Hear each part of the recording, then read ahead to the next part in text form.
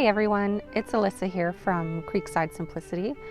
I know it's been a while since I've been on my channel and it's just been a really quiet winter. There hasn't been a whole lot going on here, but now that spring is here and in light of our current world events that are taking place, I thought I would jump on here and record some video just about some thoughts that I've been having, and hopefully to maybe inspire some of you to start thinking a little bit differently about all of this.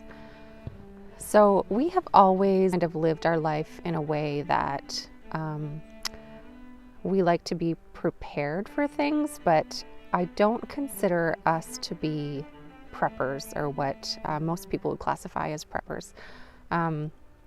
I just believe in living as simply as possible, as locally as possible, and providing for as many of our own needs as possible.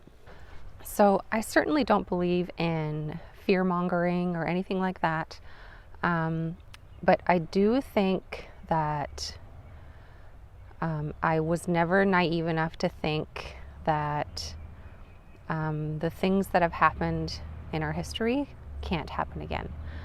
And I've always kind of had that in the back of my mind. I also feel that if we have children, it's kind of our job to be prepared to take care of them. And to me, that includes not being completely dependent on resources that other people provide. So I've been well aware that our grocery stores depend on something called the just-in-time delivery system, which basically means that at any given time, grocery stores have about a 3-day supply of food on hand. And that doesn't include when there is something like this that takes place and people go and stock up on supplies. So at a regular time, a grocery store has about a 3-day supply of food and supplies. But when people start panicking, that supply can get depleted very quickly. So I do think it's up to us to take note of that, and to always kind of be thinking ahead in terms of what we can do to take care of our families should something like this happen. I just spotted these ducks across the creek. Now my dog's going to bark at them and scare them away. But I just love watching all the wildlife that we have right outside our back door. To me, it's very soothing and calming to see that all the animals are just carrying on as usual. They're not panicking. They still have access to all of the same things that they had before.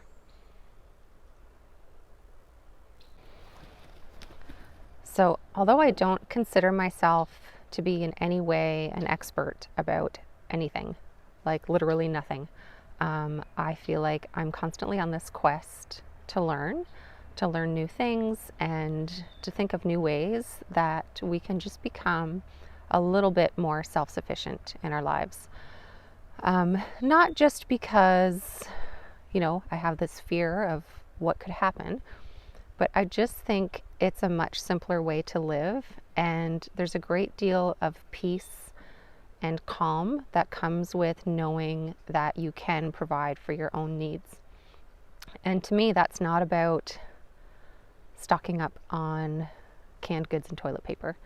To me, it's about skills and learning how to do things. And, because what happens when the toilet paper runs out or the canned goods run out? How are you going to replenish that supply? So my hope for the next little while is to share with you guys just some really simple things that you can do to help you feel more in control of what's happening and less fearful about what's going on in the world around you. And that's not in any way to downplay what's happening, because I do know the seriousness of it and that people's lives are at stake. But what it comes right down to is we truthfully have very little control over that. The can of worms has already been opened. So what can we do at home? Most of us are at home now, and we, maybe not voluntarily, but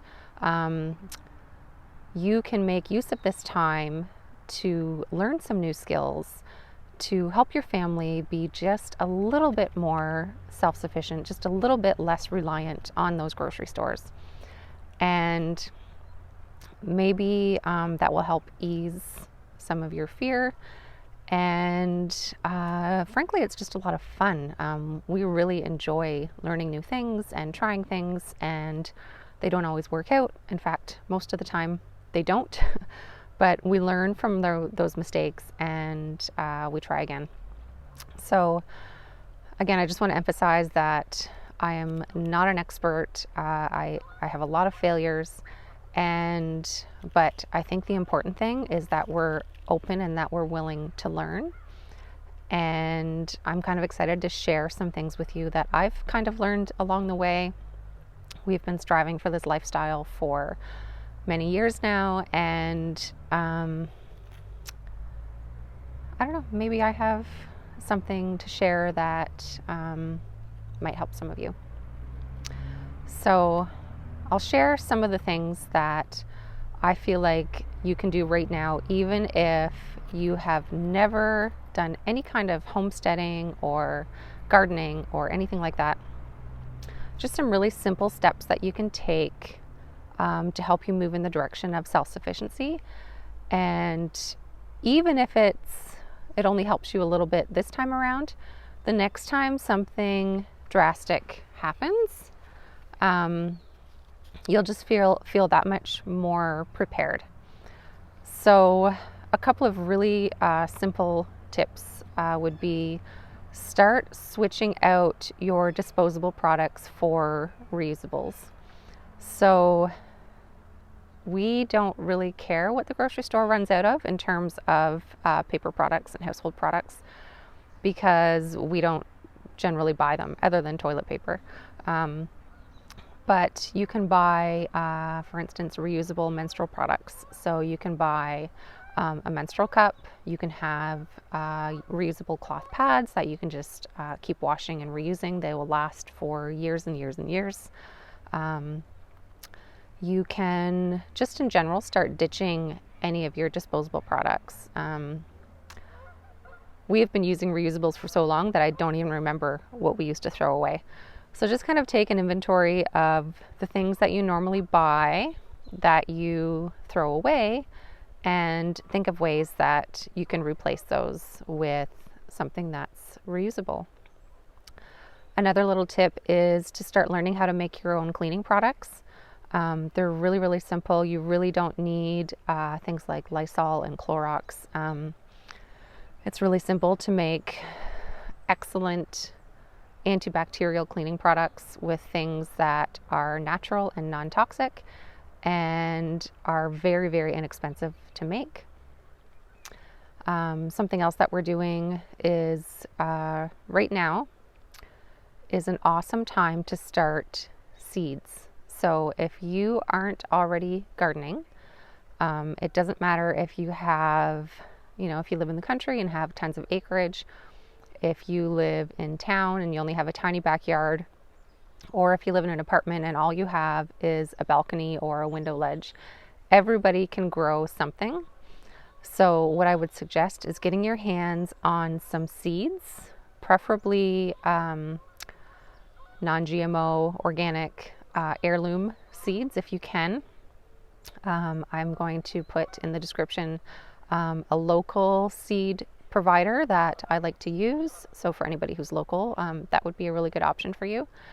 But start some seeds. This is the perfect time to get some started. It makes you feel like you have control over something. You're growing something that will ultimately provide for your family. So I would really recommend doing that. If you don't garden at all and you have a backyard, I would really recommend doing a raised garden bed. Even if you just have one garden bed, that's going to go a long way in terms of providing your family with fresh food. I feel like this crisis is going to be much bigger and last much longer than what the government is telling us right now. I think the economic fallout from this is going to be very substantial. And so the more that you can provide for your family, just the less you will be relying on that just-in-time delivery system, which may or may not work out. And just in terms of, finances, if you have food growing in your backyard, it doesn't cost you anything to go in your backyard and pick some vegetables. So I really recommend getting a garden started now. You can start, there's a lot of seeds that we can be starting right now so that you can be ready in a couple of months when it's time to plant things outside. My next recommendation would be to really look at your community and what it has to offer in terms of local growers and local businesses. So if you live in the same area as me, our farmers market vendors are offering to deliver produce to your door. You're going to be supporting your local economy, which is going to be more critical than ever before. I've always been an advocate for supporting our local economy, but right now people's livelihoods completely depend on that. So look to see your small local businesses, your local farmers, your neighbors, anybody who might be growing or selling food or other things that you need. And see what they're offering. I mean, the local businesses here have just been absolutely incredible. They're going above and beyond to make sure that their customers are taken care of. And we really should be taking advantage of that because, frankly, we need them and they need us. So I would definitely be looking into that. As far as finances are concerned, if at all possible, if you have any debt right now, if you have any credit card debt, I would really recommend getting that paid off ASAP. We do have a credit card that we use that's just for things like online purchases. And I'm not waiting for the bill to come in before I pay it. I'm basically keeping the balance at zero, only because there's enough stress to deal with without worrying that you still owe somebody money. So keep those credit cards paid off. The less debt that you have, the better off you're going to be. And then you're just going to have more cash flow for dealing with the real everyday expenses that you're going to have. Most of you probably have your kids at home with you right now, if you have kids. And we are a long-time homeschooling family. My oldest is 15 and a half, and none of my kids have ever been to school. So this is something that I have a lot of experience with, and I guess we're normally pretty committed to sticking to our daily school routine. We only do about 2 to 3 hours a day of schoolwork, and then the rest of the day we are doing other things. But in this time of uncertainty, I feel like our priorities have shifted more towards things like getting our garden started. We are hoping to get some chickens in the next little while, so we have to build a chicken coop.